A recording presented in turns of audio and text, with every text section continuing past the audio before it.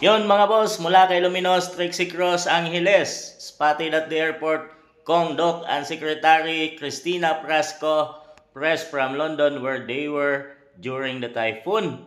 Ayan mga boss, pero hindi nila yung kasalanan mga boss dahil sigurado na nakapag-book na sila at nakaset na sila ng vacation sa Europe bago pa man naganap ang Typhoon Tino.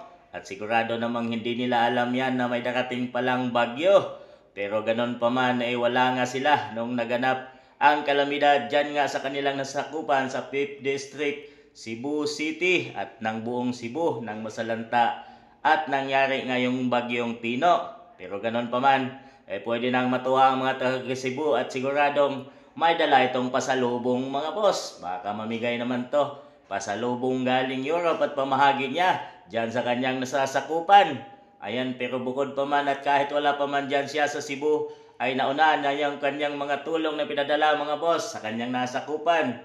Kagaya ng pandesal, 3-in-1 coffee, yan, sardinas at mineral water. Pero ang lahat ng pack na yan na pinadala niya ay mayroong nakasulat na Prasco at tatak Prasco. Ang tanong na tuloy ng maraming tao at kanyang manasakupan, ito ba ay may sarili siyang pagawaan? O ito ay galing sa pera, sa kaban, sa buwis ng mamayang Pilipino?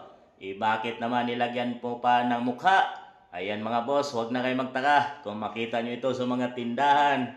Prasco, 3-in-1, sardinas at bottled water. So ayan mga boss, abangan nyo lang siya at siguradong isa sa mga araw na to ay makikita nyo na siya dyan sa inyong mga nasakupan sa Cebu City.